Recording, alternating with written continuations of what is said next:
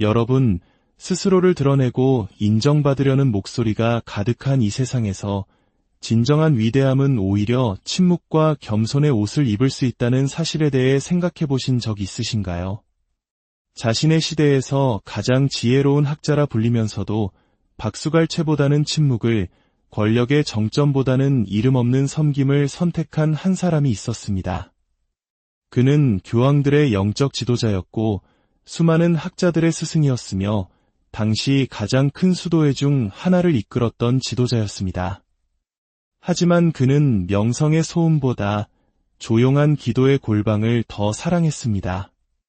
교회의 가장 높은 영예인 추기경의 붉은 모자가 도착했을 때 그는 부엌에서 설거지를 하고 있었고 그 영예가 자신을 기다리게 했습니다. 이 이야기는 바로 세라핌적 박사라 불리는 성 보나벤투라의 삶에 대한 기록입니다. 본격적인 이야기에 앞서 이 성인의 겸손한 지혜를 통해 주님의 은총을 나누기 원하신다면 좋아요를 눌러 이 빛을 더 널리 퍼뜨려 주십시오. 그리고 저희 채널을 구독하시면 앞으로 이어질 영감 가득한 성인들의 이야기 여정에 계속해서 함께 하실 수 있습니다. 여러분의 작은 참여가 이 거룩한 이야기를 필요로 하는 또 다른 영혼에게 닿는 소중한 통로가 됩니다. 여러분의 삶에 주님의 평화가 가득하기를 기도합니다. 제1장 한 성인의 탄생 1217년 구불구불한 언덕들 사이에 자리 잡은 이탈리아의 작은 마을 바뇨레조에서 조반니 디 피단차라는 이름의 한 아이가 태어났습니다. 그 당시에는 아무도 알지 못했지만 이 소녀는 훗날 교회가 공경하는 성 보나벤투라로 불리게 될 운명이었습니다. 마을은 소박했고 사람들은 가난했지만 그들의 마음은 하느님을 향한 깊은 신앙으로 가득 차 있었습니다. 조반니의 어린 시절은 기도와 헌신, 그리고 보이지 않는 하느님의 섭리에 대한 조용한 신뢰로 가득한 가정 안에서 펼쳐졌습니다. 그의 아버지 조반니 시니어와 어머니 마리아 리텔라는 독실한 가톨릭 신자였습니다. 그들은 아들에게 단순히 종교적 지식을 가르친 것이 아니라 살아 숨쉬는 신앙을 온몸으로 보여주었습니다. 그들의 소박한 집에서는 묵주기도 소리가 끊이지 않았고 친절을 베푸는 것은 숨쉬는 것처럼 자연스러운 일상이었습니다. 조반니는 가난한 이들에게 빵을 나누어 주고 길손에게 잠자리를 내어주며 온유한 섬김으로 하루하루를 살아가는 부모님의 모습을 보며 자랐습니다. 그들의 모범은 어린 그의 영혼의 사랑과 거룩함의 깊은 뿌리를 내리게 했습니다. 그러던 어느 날 조반니가 불과 4살이었을 때 끔찍한 병이 아이를 덮쳤습니다. 고열과 쇠약함으로 아이의 상태는 급격히 나빠졌고 작은 몸에서 생명의 빛이 희미해져 갔습니다.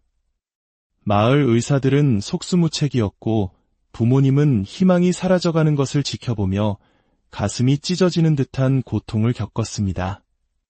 그들의 삶에 기쁨을 가져다 준 이 작은 아이를 영원히 잃게 될 것만 같았습니다. 절망의 끝에서 어머니 마리아는 기도로 향했습니다. 아들의 침대 옆에 무릎을 꿇은 그녀는 당시 세상을 떠난 지 얼마 되지 않았지만 이미 기적의 성인으로 추앙받던 아시시의 성 프란치스코에게 눈물로 부르짖었습니다. 오, 진정한 하느님의 버시시여, 제발 제 아들을 위해 빌어주소서. 아이를 살려주신다면 이 아이의 삶을 온전히 주님께 바치겠나이다. 그것은 한 어머니의 사랑으로 가득 찬 꾸밈없고 절박한 기도였습니다. 그리고 조용한 기적이 일어났습니다. 조반니의 열이 갑자기 내리기 시작했고 거친 숨결은 안정을 찾았습니다. 창백했던 뺨에 혈색이 돌아왔고 며칠 만에 죽음의 문턱에 있던 아이는 다시 걷고 미소 짓게 되었습니다. 마을 사람들은 하느님의 특별한 개입이라며 속삭였습니다. 마리아는 성 프란치스코가 자신의 간청을 듣고 아들을 구해주었다고 온 마음으로 믿었습니다. 그리고 어린 조반니 역시 그렇게 믿었습니다. 훗날 성장하면서 조반니는 그 치유의 은총을 결코 잊지 않았습니다.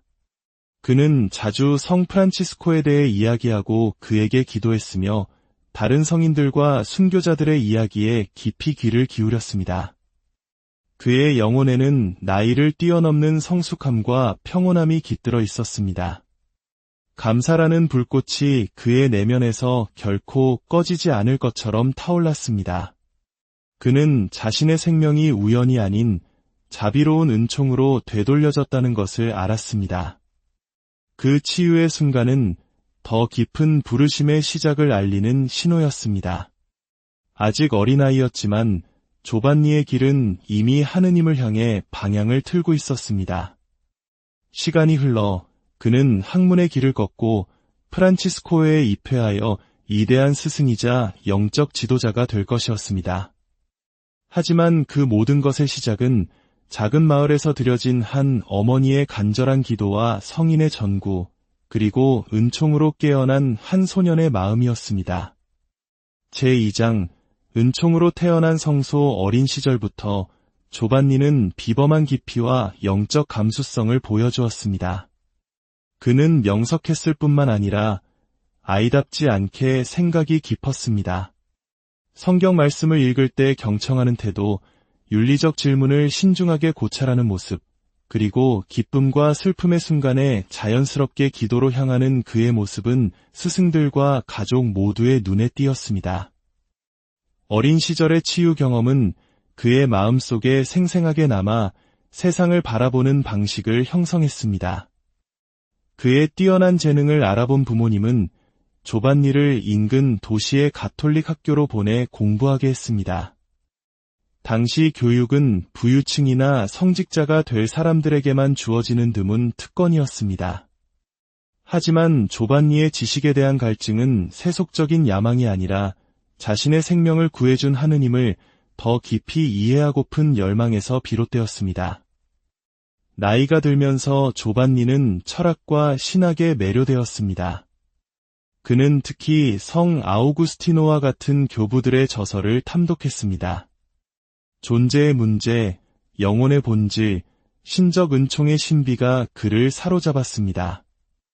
그는 피상적인 대답에 만족하지 않고 진리의 핵심에 도달하기를 원했습니다. 그러나 학문적 성취가 높아질수록 그는 결코 교만해지지 않았습니다.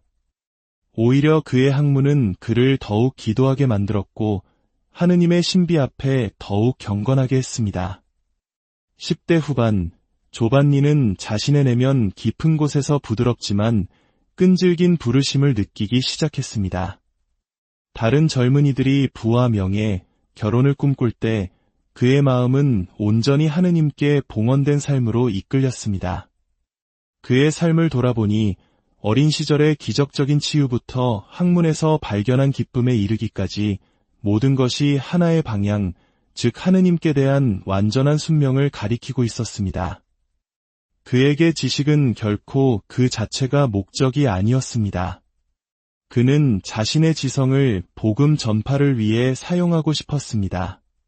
그는 교회의 진리와 사랑을 겸비하여 가르칠 수 있는 학자이면서 동시에 성인인 인물이 필요하다는 것을 분명히 보았습니다. 그리고 마침내 그의 성소는 뚜렷한 형태를 갖추기 시작했습니다. 이 무렵 조반니는 아시시의 성 프란치스코의 삶과 모범을 더욱 깊이 만나게 되었습니다.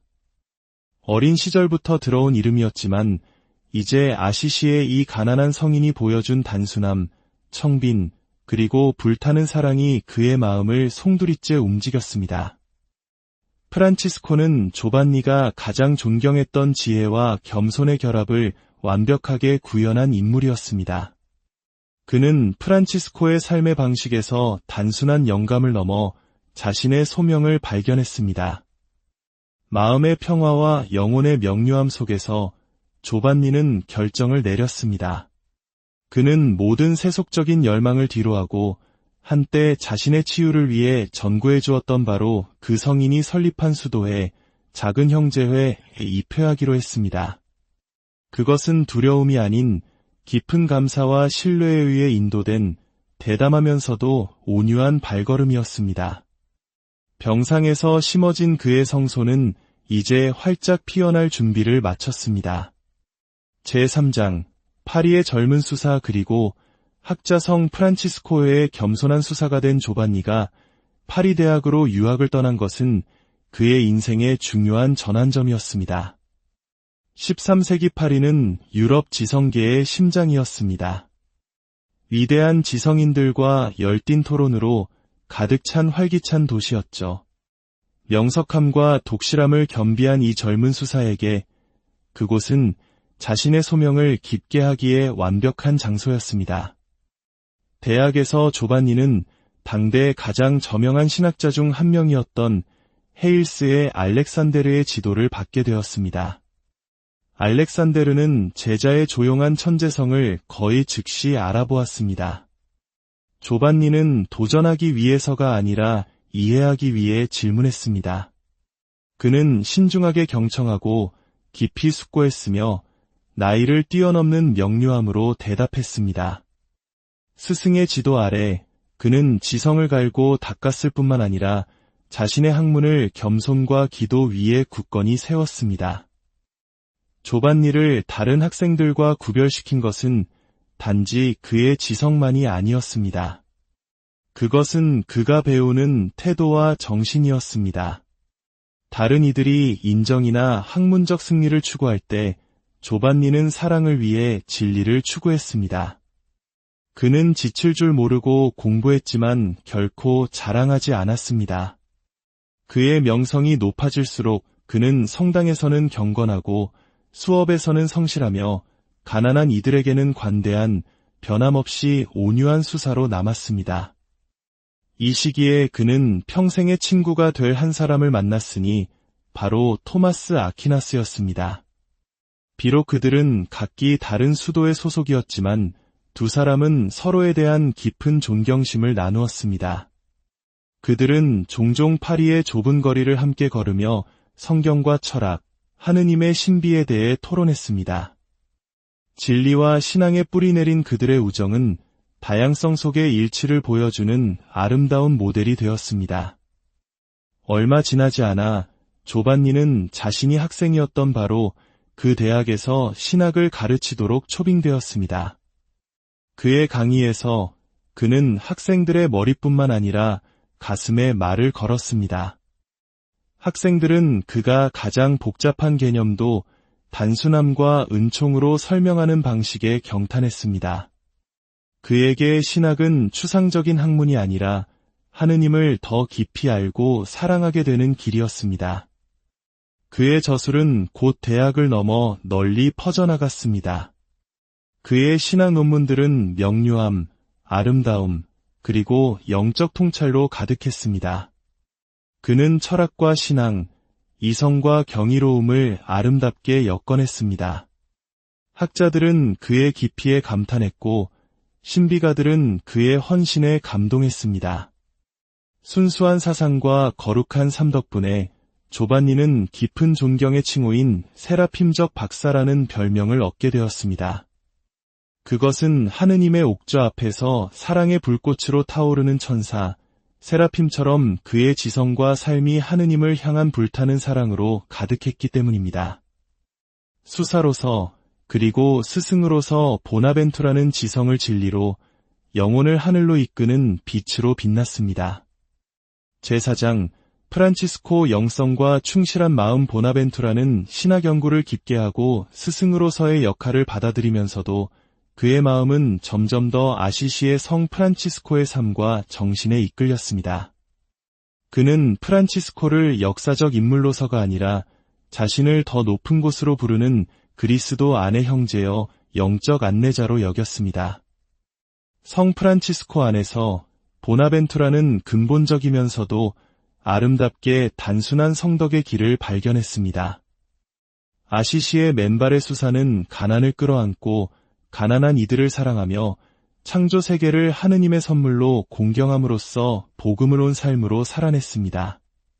보나벤투라는 프란치스코의 방식이 단지 존경스러울 뿐만 아니라 그리스도의 겸손과 고통, 기쁨을 보여주는 살아있는 성화상과 같다고 느꼈습니다. 이러한 비전을 보존하기 위해 보나벤투라는 성 프란치스코의 공식 전기를 집필해 달라는 요청을 받았습니다.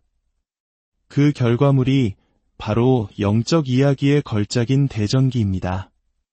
이것은 단순한 역사서가 아니라 프란치스코의 덕행과 기적, 하느님에 대한 불타는 사랑을 섬세하게 담아낸 영혼의 초상화였습니다.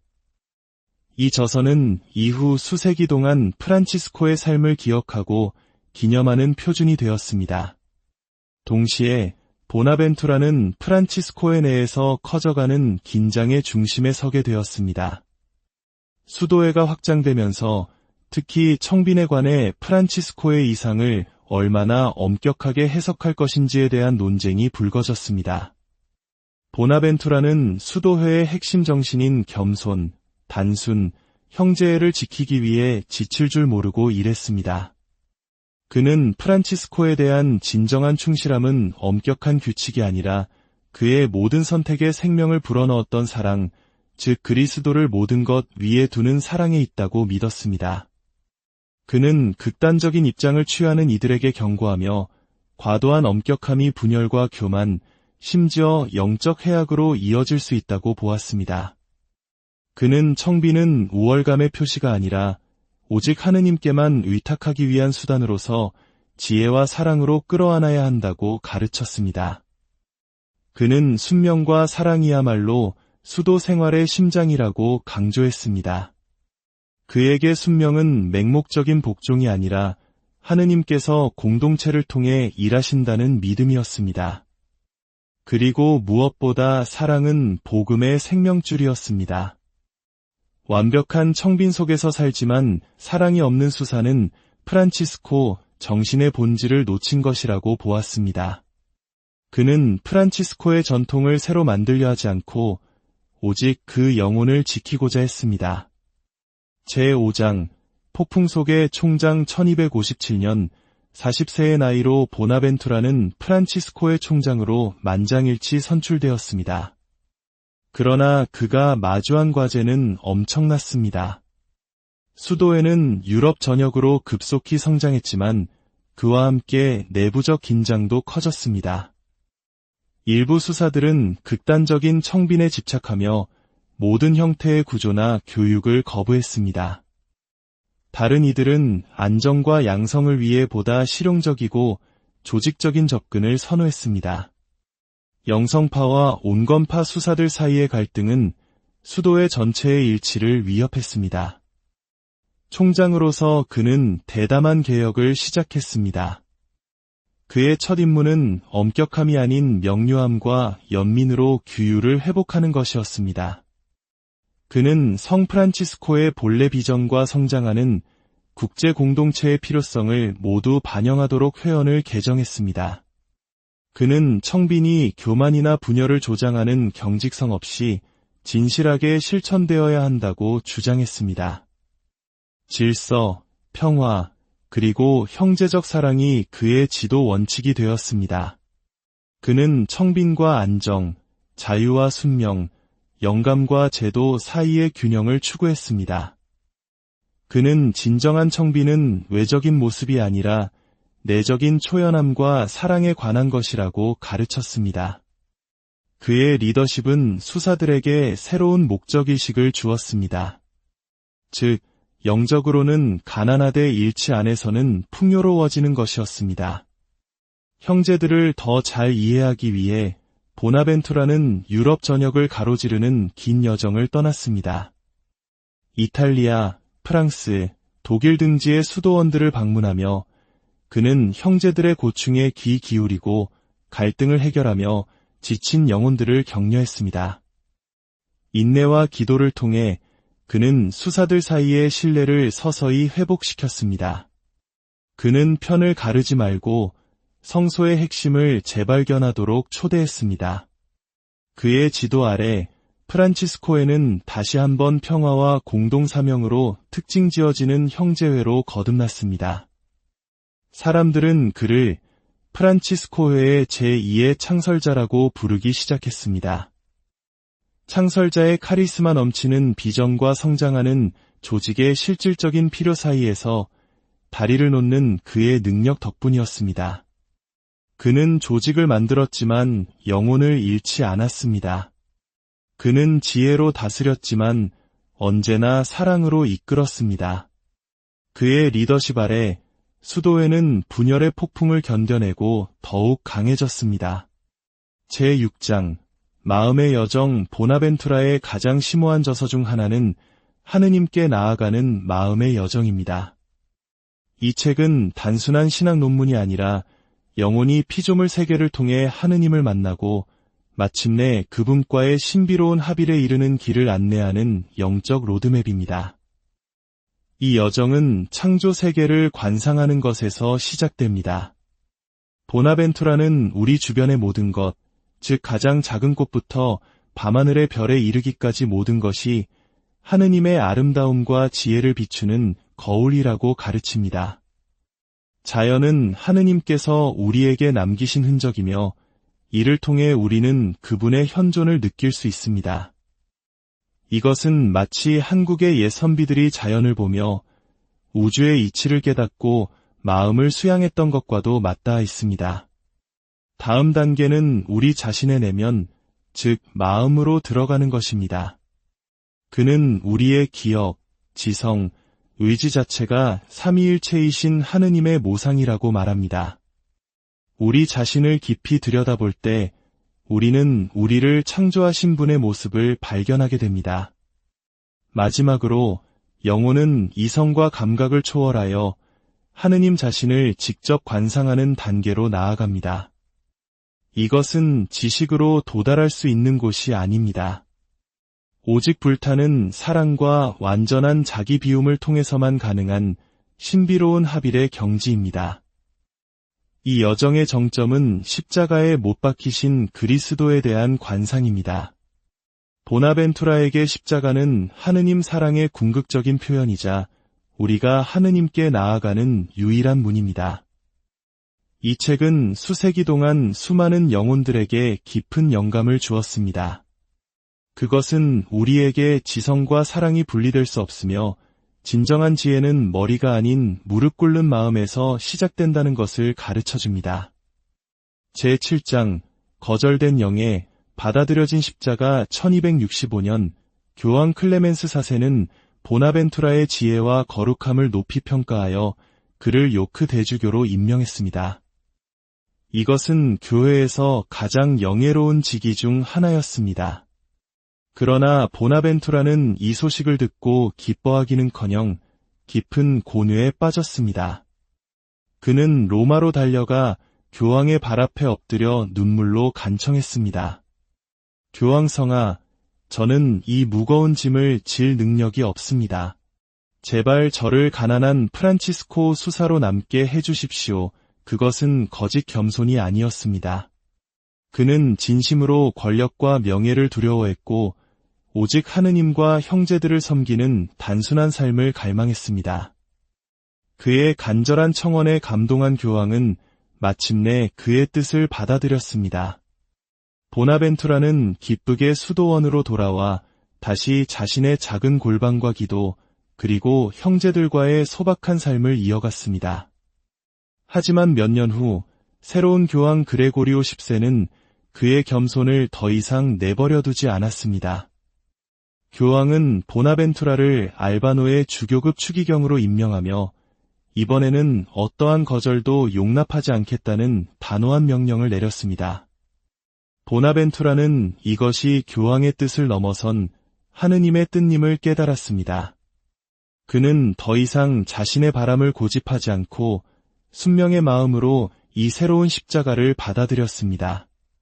그는 추기경의 직위를 권력이 아닌 교회를 위한 더 큰 섬김의 기회로 여겼습니다.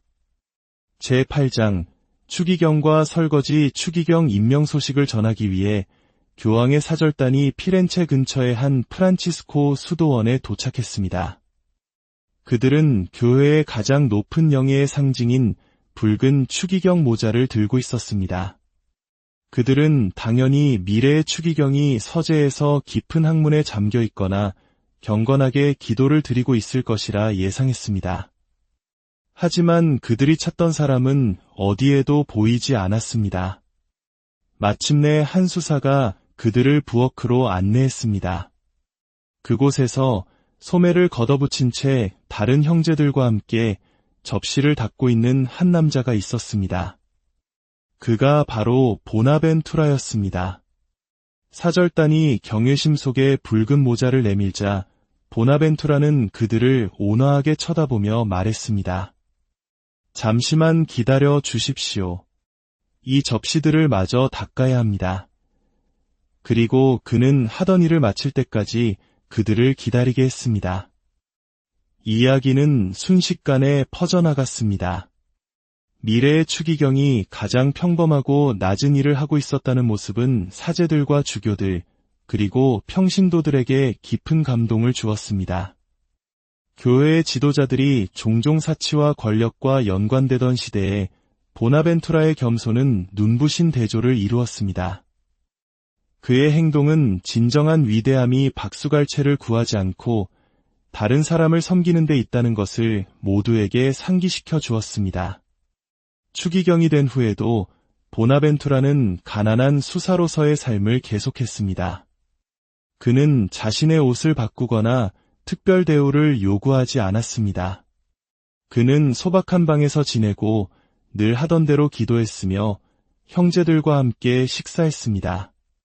그는 자신에게 주어진 책임을 받아들였지만 그 책임이 그의 본질, 즉 가난하고 겸손한 그리스도의 추종자라는 정체성을 바꾸게 놔두지 않았습니다. 그에게 추기경의 붉은 모자는 지위가 아니라 희생을 상징했습니다. 그는 교회의 존엄성은 주어지는 명예에서 오는 것이 아니라 남몰래 실천하는 사랑에서 온다고 말했습니다. 제9장 리옹 공의회 마지막 사명 1274년 봄 성 보나벤투라는 13세기 가장 중요한 교회회의 중 하나인 제2차 리옹 공의회에 소집되었습니다. 교황 그레고리오 10세가 소집한 이 공의회는 무엇보다도 로마 가톨릭 교회와 동방 정교회 사이의 화해를 모색하는 것을 목표로 했습니다. 이제 추기경이자 신학자인 보나벤투라는 이 섬세하고 역사적인 노력의 핵심 인물로 선택되었습니다. 일치의 사명은 보나벤투라의 마음에 가까운 것이었습니다. 그는 오랫동안 그리스도의 몸을 나누는 상처는 힘이 아니라 사랑과 인내, 진리를 통해 치유될 수 있다고 믿어왔습니다. 리옹에 도착했을 때 그는 자신의 임무가 지닌 영적인 무게를 이해했습니다. 동서 교회의 분열은 단순히 신학적인 문제가 아니었습니다. 그것은 수세기에 걸친 개인적, 문화적 상처였습니다. 공의회에서 보나벤투라는 곧 대화의 중심이 되었습니다. 그는 양측의 말을 주에 깊게 경청했으며 결코 서둘러 판단하지 않았습니다. 그의 차분한 태도와 깊은 지식은 그를 모든 토론에서 신뢰받는 목소리로 만들었습니다. 다른 이들이 격렬하게 논쟁할 때 그는 방에 평화를 가져왔습니다. 그는 모두에게 일치가 정치적 승리가 아니라 은총임을 상기시켰습니다. 그의 연설은 지성 때문만이 아니라 그가 말하는 사랑 때문에 무게가 실렸습니다. 그는 동방과 서방의 공유된 뿌리, 사도들의 신앙, 성사, 그리고 교회의 고대 일치를 상기시켰습니다. 그는 과거의 상처를 인정했지만 앞을 내다볼 것을 촉구했습니다. 많은 이들이 그의 진심 어린 말에 마음이 움직였습니다. 그러나 이 과업은 그의 기력을 앗아갔습니다. 보나벤투라는 밤늦게까지 기도하고 문서를 작성하며 사절단을 만나는 등 임무에 온전히 자신을 바쳤습니다. 주변 사람들은 그의 창백한 얼굴과 쇠약해지는 몸을 알아차리기 시작했습니다. 그러나 그는 불평 없이 계속해서 섬겼습니다. 결국 공의회 마지막 몇 주 동안 보나벤투라는 병으로 쓰러졌습니다. 비록 기력은 쇠했지만 그의 영혼은 평화로웠습니다. 일치를 위한 사명의 중심지였던 리옹에서 겸손한 수사는 조용히 물러났습니다. 그의 마지막 봉헌은 말이 아닌 하느님께 온전히 맡겨진 조용한 고통 속에서 이루어졌습니다. 제10장 한 성인의 죽음 1274년 7월 15일 제2차 리옹 공예회의 장엄한 회의 중에 보나벤투라 추기경이 선종했다는 비통한 소식이 전해졌습니다. 그는 요란한 팡파르나 박수갈채 속에서가 아니라 그의 삶 대부분을 특징지었던 온유한 침묵 속에서 조용히 세상을 떠났습니다. 그의 죽음 소식은 공의회장을 순식간에 휩쓸었습니다. 주교들은 회의를 멈추었고 대의원들은 침묵에 잠겼습니다. 보나벤투라는 요란한 인물은 아니었지만 그의 존재는 회의 전체를 지탱하는 닭과 같았습니다. 이제 그 꾸준한 빛이 사라지자 교회는 그 부재의 서늘함을 느꼈습니다. 보나벤투라의 지혜에 깊이 의지했던 교황 그레고리오 10세는 눈에 띄게 슬퍼하며 직접 장례 미사를 주례했습니다. 그것은 단순한 의무의 행위가 아니라 영적 형제로 여겼던 한 사람에 대한 사랑과 존경의 표현이었습니다. 장례식에는 추기경, 주교, 수사, 학자, 그리고 평신도들이 교회를 가득 메웠습니다. 많은 이들이 눈물을 흘렸습니다. 보나벤투라는 단지 신학을 가르친 것이 아니라 그것을 살아냈기 때문입니다. 그의 삶은 은총에 대한 긴 강론과도 같았습니다. 그의 시신은 그의 소원대로 웅장한 대성당이 아닌 리옹의 프란치스코의 수도원에 있는 그의 형제들 곁에 안장되었습니다. 수사로 여정을 시작했던 그는 죽음 속에서도 그가 살았던 것처럼 단순하게 형제들에게로 돌아갔습니다. 교회는 뛰어난 지성, 온유한 목자, 그리고 충실한 종을 잃었습니다. 그러나 하늘은 은총으로 빚어지고 겸손으로 닦이며 하느님께 온전히 봉헌된 한 영혼을 얻었습니다. 제11장 시성과 빛나는 유산 보나벤투라가 세상을 떠난 후 그에 대한 존경심은 더욱 깊어졌습니다. 사람들은 그를 단지 추기경이나 신학자가 아니라 성인으로 공경하기 시작했습니다. 그로부터 200여 년이 지난 1482년 교황 식스토 4세는 보나벤투라를 보편 교회의 성인으로 장엄하게 선포했습니다.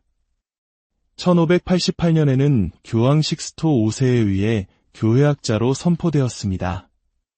이 칭호는 그의 저술과 가르침이 여러 세대에 걸쳐 신앙생활에 지대한 영향을 미쳤음을 인정하는 교회가 부여하는 최고의 영예 중 하나입니다. 이제 그는 평생의 친구였던 성 토마스 아퀴나스, 젊은 시절 영감을 주었던 성 아우구스티노와 같은 신앙의 거인들과 나란히 서게 되었습니다. 세라핌적 박사 보나벤투라는 야망이 아닌 은총으로 그들 가운데 섰습니다. 시간이 흐르면서 그의 이름을 딴 성당, 학교, 수도원이 전 세계에 세워졌습니다. 보나벤투라라는 이름은 지혜, 거룩함, 그리고 겸손한 리더십의 동의어가 되었습니다. 그러나 그의 유산은 책이나 건물 이상의 것입니다. 그것은 겸손하게 봉사하는 이들의 조용한 마음 속에 살아 숨쉽니다. 그의 삶은 거룩함이 항상 큰 소리로 말하는 것이 아니라 종종 속삭인다는 증거로 남아 있습니다. 제12장 성 보나벤투라에게 드리는 기도. 성 보나벤투라의 삶은 우리에게 거룩함이 모든 해답을 갖는 데 있는 것이 아니라 우리의 질문을 가지고 어디로 향해야 하는지를 아는 데 있음을 가르쳐줍니다. 진정한 위대함은 겸손에서 발견되며 가장 빛나는 지혜는 사랑에서 태어난다는 것을 보여줍니다. 야망과 소음으로 가득 찬 시대에 그의 모범은 우리에게 침묵을 찾고 기도를 소중히 여기며 자신을 비운 마음으로 봉사하라고 부드럽게 일깨워줍니다. 이제 이 세라핌적 박사에게 우리 자신의 하느님을 향한 여정에서 그분의 전구를 청하며 기도합시다. 5. 성 프란치스코의 충실한 아들이며 교회의 빛이신 성 보나벤투라여, 당신은 저희에게 하느님께 이르는 여정은 사랑에서 시작하여 침묵 속에서 끝난다고 가르치셨나이다. 저희가 명예가 아닌 거룩함을, 박수갈채가 아닌 그리스도와의 일치를 갈망하도록 도와주소서. 가난 속에서 기쁨을 찾고 기도 안에서 지혜를 찾으셨던 당신이여, 진정으로 중요한 것으로 저희 마음을 이끄소서. 저희를 교만에서 지켜주시고 저희 안에 겸손과 평화의 씨앗을 심어주소서. 당신은 학자들에게 설교하듯이 기쁘게 접시를 닦으시며 사랑 안에서 행하는 모든 일이 거룩해짐을 보여주셨나이다. 저희가 숨겨진 일과 위대한 일 모두를 기쁘게 받아들이고 보상을 구하지 않고 봉사하며 하느님께서 정해주신 자리에서 만족하도록 가르쳐 주소서. 세라핌의 불꽃이신 당신이여, 당신은 뛰어난 지성만으로가 아니라 불타는 열망으로 하느님께 가까이 나아가셨나이다. 저희 안에도 그와 같은 불, 정화하는 사랑과 인도하는 빛, 결코 식지 않는 갈망을 지펴주소서. 교회들의 일치를 위해 애쓰셨던 것처럼 저희를 그리스도의 한 몸 안에서 사랑으로 하나 되게 하소서. 은총의 온유한 박사성 보나벤투라여, 당신의 지혜가 저희 정신을 비추고 당신의 순수함이 저희 마음을 부드럽게 하며 당신의 신앙이 저희를 예수님의 성심께로 더욱 가까이 이끌어 주시기를 비나이다. 저희가 죽을 때에 저희를 위하여 빌어주시어 저희 또한 영원히 하느님을 얼굴과 얼굴로 마주하는 여러분, 스스로를 드러내고 인정받으려는 목소리가 가득한 이 세상에서 진정한 위대함은 오히려 침묵과 겸손의 옷을 입을 수 있다는 사실에 대해 생각해 보신 적 있으신가요? 자신의 시대에서 가장 지혜로운 학자라 불리면서도 박수갈채보다는 침묵을, 권력의 정점보다는 이름 없는 섬김을 선택한 한 사람이 있었습니다. 그는 교황들의 영적 지도자였고 수많은 학자들의 스승이었으며 당시 가장 큰 수도회 중 하나를 이끌었던 지도자였습니다. 하지만 그는 명성의 소음보다 조용한 기도의 골방을 더 사랑했습니다. 교회의 가장 높은 영예인 추기경의 붉은 모자가 도착했을 때 그는 부엌에서 설거지를 하고 있었고 그 영예가 자신을 기다리게 했습니다. 이 이야기는 바로 세라핌적 박사라 불리는 성 보나벤투라의 삶에 대한 기록입니다. 본격적인 이야기에 앞서 이 성인의 겸손한 지혜를 통해 주님의 은총을 나누기 원하신다면 좋아요를 눌러 이 빛을 더 널리 퍼뜨려 주십시오. 그리고 저희 채널을 구독하시면 앞으로 이어질 영감 가득한 성인들의 이야기 여정에 계속해서 함께 하실 수 있습니다. 여러분의 작은 참여가 이 거룩한 이야기를 필요로 하는 또 다른 영혼에게 닿는 소중한 통로가 됩니다. 여러분의 삶에 주님의 평화가 가득하기를 기도합니다. 제1장 한 성인의 탄생 1217년 구불구불한 언덕들 사이에 자리 잡은 이탈리아의 작은 마을 바뇨레조에서 조반니 디 피단차라는 이름의 한 아이가 태어났습니다. 그 당시에는 아무도 알지 못했지만 이 소녀는 훗날 교회가 공경하는 성 보나벤투라로 불리게 될 운명이었습니다. 마을은 소박했고 사람들은 가난했지만 그들의 마음은 하느님을 향한 깊은 신앙으로 가득 차 있었습니다. 조반니의 어린 시절은 기도와 헌신, 그리고 보이지 않는 하느님의 섭리에 대한 조용한 신뢰로 가득한 가정 안에서 펼쳐졌습니다. 그의 아버지 조반니 시니어와 어머니 마리아 리텔라는 독실한 가톨릭 신자였습니다.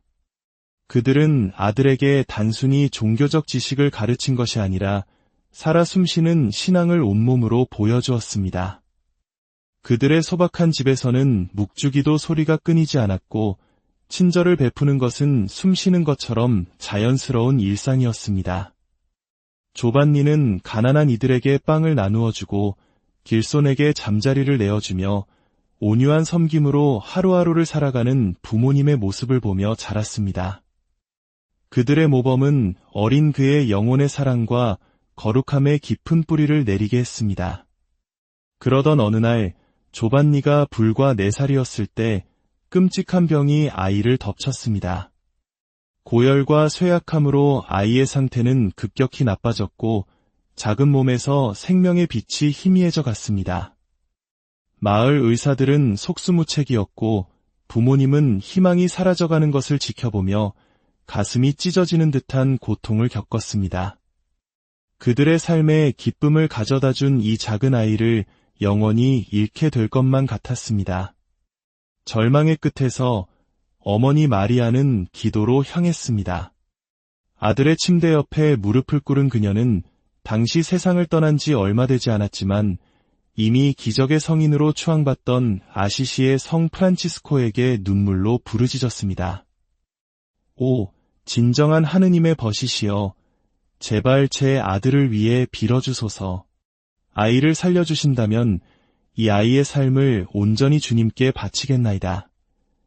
그것은 한 어머니의 사랑으로 가득 찬 꾸밈 없고 절박한 기도였습니다. 그리고 조용한 기적이 일어났습니다. 조반니의 열이 갑자기 내리기 시작했고 거친 숨결은 안정을 찾았습니다. 창백했던 뺨에 혈색이 돌아왔고 며칠 만에 죽음의 문턱에 있던 아이는 다시 걷고 미소 짓게 되었습니다. 마을 사람들은 하느님의 특별한 개입이라며 속삭였습니다. 마리아는 성 프란치스코가 자신의 간청을 듣고 아들을 구해주었다고 온 마음으로 믿었습니다. 그리고 어린 조반니 역시 그렇게 믿었습니다. 훗날 성장하면서 조반니는 그 치유의 은총을 결코 잊지 않았습니다. 그는 자주 성 프란치스코에 대해 이야기하고 그에게 기도했으며 다른 성인들과 순교자들의 이야기에 깊이 귀를 기울였습니다. 그의 영혼에는 나이를 뛰어넘는 성숙함과 평온함이 깃들어 있었습니다. 감사라는 불꽃이 그의 내면에서 결코 꺼지지 않을 것처럼 타올랐습니다. 그는 자신의 생명이 우연이 아닌 자비로운 은총으로 되돌려졌다는 것을 알았습니다. 그 치유의 순간은 더 깊은 부르심의 시작을 알리는 신호였습니다. 아직 어린아이였지만 조반니의 길은 이미 하느님을 향해 방향을 틀고 있었습니다. 시간이 흘러 그는 학문의 길을 걷고 프란치스코에 입회하여 위대한 스승이자 영적 지도자가 될 것이었습니다. 하지만 그 모든 것의 시작은 작은 마을에서 드려진 한 어머니의 간절한 기도와 성인의 전구, 그리고 은총으로 깨어난 한 소년의 마음이었습니다. 제2장, 은총으로 태어난 성소 어린 시절부터 조반니는 비범한 깊이와 영적 감수성을 보여주었습니다. 그는 명석했을 뿐만 아니라 아이답지 않게 생각이 깊었습니다. 성경 말씀을 읽을 때 경청하는 태도, 윤리적 질문을 신중하게 고찰하는 모습, 그리고 기쁨과 슬픔의 순간에 자연스럽게 기도로 향하는 그의 모습은 스승들과 가족 모두의 눈에 띄었습니다. 어린 시절의 치유 경험은 그의 마음속에 생생하게 남아 세상을 바라보는 방식을 형성했습니다. 그의 뛰어난 재능을 알아본 부모님은 조반니를 인근 도시의 가톨릭 학교로 보내 공부하게 했습니다. 당시 교육은 부유층이나 성직자가 될 사람들에게만 주어지는 드문 특권이었습니다. 하지만 조반니의 지식에 대한 갈증은 세속적인 야망이 아니라 자신의 생명을 구해준 하느님을 더 깊이 이해하고픈 열망에서 비롯되었습니다. 나이가 들면서 조반니는 철학과 신학에 매료되었습니다. 그는 특히 성 아우구스티노와 같은 교부들의 저서를 탐독했습니다. 존재의 문제, 영혼의 본질, 신적 은총의 신비가 그를 사로잡았습니다. 그는 피상적인 대답에 만족하지 않고 진리의 핵심에 도달하기를 원했습니다. 그러나 학문적 성취가 높아질수록 그는 결코 교만해지지 않았습니다. 오히려 그의 학문은 그를 더욱 기도하게 만들었고 하느님의 신비 앞에 더욱 경건하게 했습니다. 10대 후반, 조반니는 자신의 내면 깊은 곳에서 부드럽지만 끈질긴 부르심을 느끼기 시작했습니다. 다른 젊은이들이 부와 명예, 결혼을 꿈꿀 때 그의 마음은 온전히 하느님께 봉헌된 삶으로 이끌렸습니다.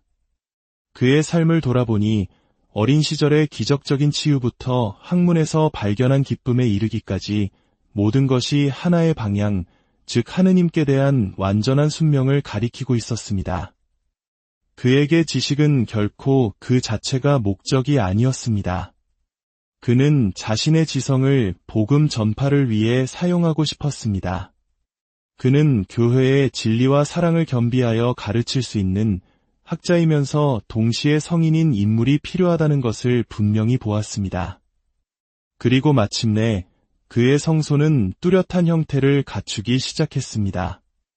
이 무렵 조반니는 아시시의 성 프란치스코의 삶과 모범을 더욱 깊이 만나게 되었습니다. 어린 시절부터 들어온 이름이었지만 이제 아시시의 이 가난한 성인이 보여준 단순함, 청빈, 그리고 불타는 사랑이 그의 마음을 송두리째 움직였습니다. 프란치스코는 조반니가 가장 존경했던 지혜와 겸손의 결합을 완벽하게 구현한 인물이었습니다. 그는 프란치스코의 삶의 방식에서 단순한 영감을 넘어 자신의 소명을 발견했습니다. 마음의 평화와 영혼의 명료함 속에서 조반니는 결정을 내렸습니다. 그는 모든 세속적인 열망을 뒤로하고 한때 자신의 치유를 위해 전구해 주었던 바로 그 성인이 설립한 수도회, 작은 형제회에 입회하기로 했습니다. 그것은 두려움이 아닌 깊은 감사와 신뢰에 의해 인도된 대담하면서도 온유한 발걸음이었습니다. 병상에서 심어진 그의 성소는 이제 활짝 피어날 준비를 마쳤습니다. 제3장, 파리의 젊은 수사 그리고 학자 성 프란치스코의 겸손한 수사가 된 조반니가 파리 대학으로 유학을 떠난 것은 그의 인생의 중요한 전환점이었습니다. 13세기 파리는 유럽 지성계의 심장이었습니다. 위대한 지성인들과 열띤 토론으로 가득 찬 활기찬 도시였죠. 명석함과 독실함을 겸비한 이 젊은 수사에게 그곳은 자신의 소명을 깊게 하기에 완벽한 장소였습니다. 대학에서 조반니는 당대 가장 저명한 신학자 중 한 명이었던 헤일스의 알렉산데르의 지도를 받게 되었습니다. 알렉산데르는 제자의 조용한 천재성을 거의 즉시 알아보았습니다. 조반니는 도전하기 위해서가 아니라 이해하기 위해 질문했습니다. 그는 신중하게 경청하고 깊이 숙고했으며 나이를 뛰어넘는 명료함으로 대답했습니다. 스승의 지도 아래 그는 지성을 갈고 닦았을 뿐만 아니라 자신의 학문을 겸손과 기도 위에 굳건히 세웠습니다. 조반니를 다른 학생들과 구별시킨 것은 단지 그의 지성만이 아니었습니다. 그것은 그가 배우는 태도와 정신이었습니다. 다른 이들이 인정이나 학문적 승리를 추구할 때 조반니는 사랑을 위해 진리를 추구했습니다. 그는 지칠 줄 모르고 공부했지만 결코 자랑하지 않았습니다. 그의 명성이 높아질수록 그는 성당에서는 경건하고 수업에서는 성실하며 가난한 이들에게는 관대한 변함없이 온유한 수사로 남았습니다. 이 시기에 그는 평생의 친구가 될 한 사람을 만났으니 바로 토마스 아퀴나스였습니다. 비록 그들은 각기 다른 수도의 소속이었지만 두 사람은 서로에 대한 깊은 존경심을 나누었습니다. 그들은 종종 파리의 좁은 거리를 함께 걸으며 성경과 철학, 하느님의 신비에 대해 토론했습니다. 진리와 신앙에 뿌리내린 그들의 우정은 다양성 속의 일치를 보여주는 아름다운 모델이 되었습니다. 얼마 지나지 않아 조반니는 자신이 학생이었던 바로 그 대학에서 신학을 가르치도록 초빙되었습니다. 그의 강의에서 그는 학생들의 머리뿐만 아니라 가슴에 말을 걸었습니다. 학생들은 그가 가장 복잡한 개념도 단순함과 은총으로 설명하는 방식에 경탄했습니다. 그에게 신학은 추상적인 학문이 아니라 하느님을 더 깊이 알고 사랑하게 되는 길이었습니다. 그의 저술은 곧 대학을 넘어 널리 퍼져나갔습니다. 그의 신학 논문들은 명료함, 아름다움, 그리고 영적 통찰로 가득했습니다. 그는 철학과 신앙, 이성과 경이로움을 아름답게 엮어냈습니다. 학자들은 그의 깊이에 감탄했고 신비가들은 그의 헌신에 감동했습니다. 순수한 사상과 거룩한 삶 덕분에 조반니는 깊은 존경의 칭호인 세라핌적 박사라는 별명을 얻게 되었습니다. 그것은 하느님의 옥좌 앞에서 사랑의 불꽃으로 타오르는 천사 세라핌처럼 그의 지성과 삶이 하느님을 향한 불타는 사랑으로 가득했기 때문입니다. 수사로서 그리고 스승으로서 보나벤투라는 지성을 진리로 영혼을 하늘로 이끄는 빛으로 빛났습니다. 제사장 프란치스코 영성과 충실한 마음 보나벤투라는 신학 연구를 깊게 하고 스승으로서의 역할을 받아들이면서도 그의 마음은 점점 더 아시시의 성 프란치스코의 삶과 정신에 이끌렸습니다. 그는 프란치스코를 역사적 인물로서가 아니라 자신을 더 높은 곳으로 부르는 그리스도 안의 형제여 영적 안내자로 여겼습니다. 성 프란치스코 안에서 보나벤투라는 근본적이면서도 아름답게 단순한 성덕의 길을 발견했습니다. 아시시의 맨발의 수사는 가난을 끌어안고 가난한 이들을 사랑하며 창조 세계를 하느님의 선물로 공경함으로써 복음을 온 삶으로 살아냈습니다. 보나벤투라는 프란치스코의 방식이 단지 존경스러울 뿐만 아니라 그리스도의 겸손과 고통, 기쁨을 보여주는 살아있는 성화상과 같다고 느꼈습니다. 이러한 비전을 보존하기 위해 보나벤투라는 성 프란치스코의 공식 전기를 집필해 달라는 요청을 받았습니다. 그 결과물이 바로 영적 이야기의 걸작인 대전기입니다. 이것은 단순한 역사서가 아니라 프란치스코의 덕행과 기적, 하느님에 대한 불타는 사랑을 섬세하게 담아낸 영혼의 초상화였습니다. 이 저서는 이후 수세기 동안 프란치스코의 삶을 기억하고 기념하는 표준이 되었습니다. 동시에 보나벤투라는 프란치스코의 내에서 커져가는 긴장의 중심에 서게 되었습니다. 수도회가 확장되면서 특히 청빈에 관해 프란치스코의 이상을 얼마나 엄격하게 해석할 것인지에 대한 논쟁이 불거졌습니다.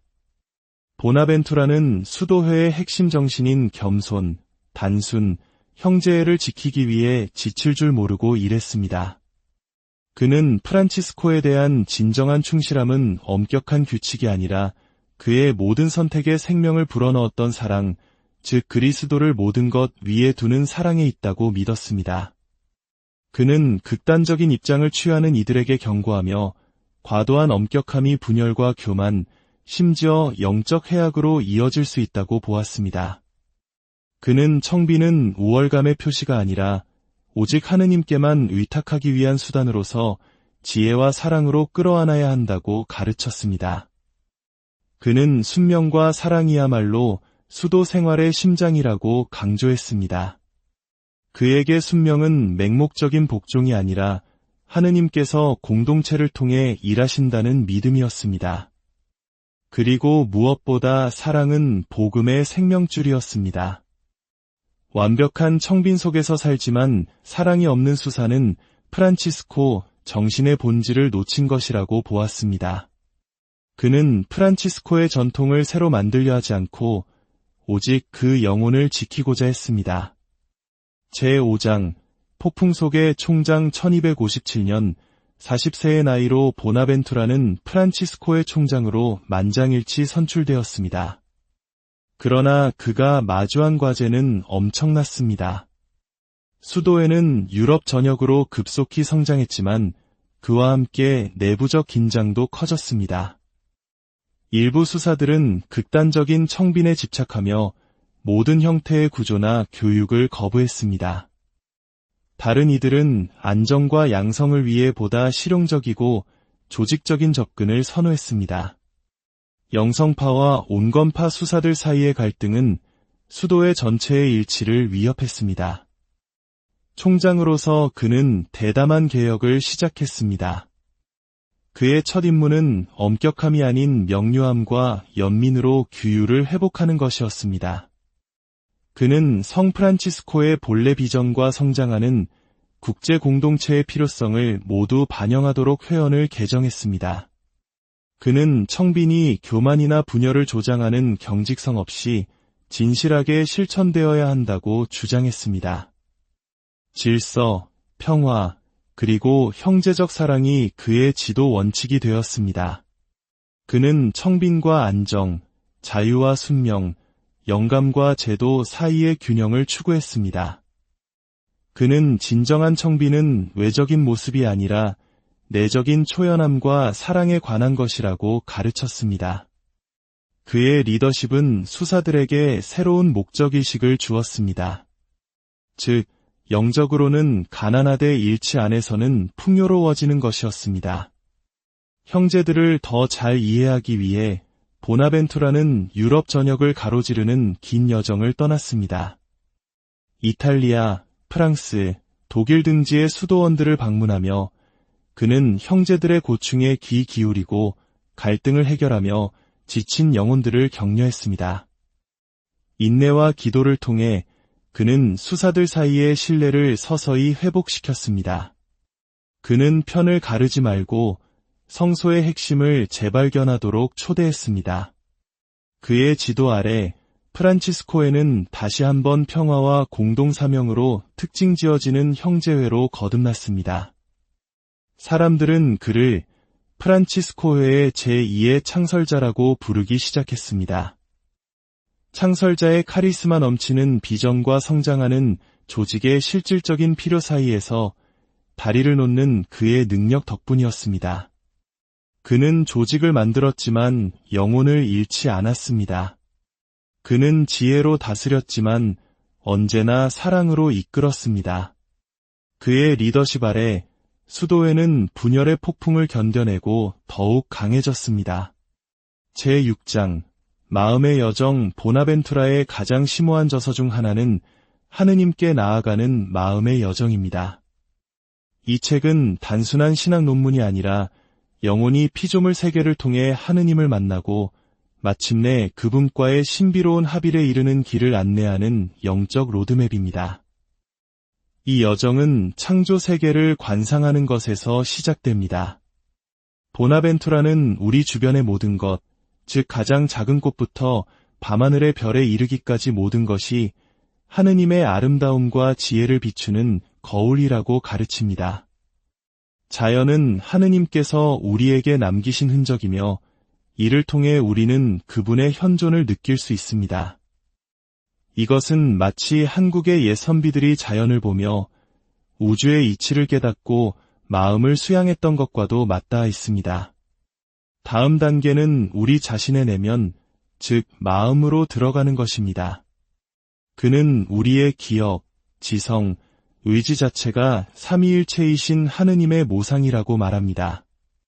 우리 자신을 깊이 들여다볼 때 우리는 우리를 창조하신 분의 모습을 발견하게 됩니다. 마지막으로 영혼은 이성과 감각을 초월하여 하느님 자신을 직접 관상하는 단계로 나아갑니다. 이것은 지식으로 도달할 수 있는 곳이 아닙니다.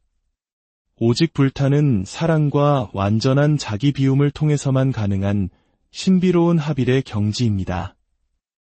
이 여정의 정점은 십자가에 못 박히신 그리스도에 대한 관상입니다. 보나벤투라에게 십자가는 하느님 사랑의 궁극적인 표현이자 우리가 하느님께 나아가는 유일한 문입니다.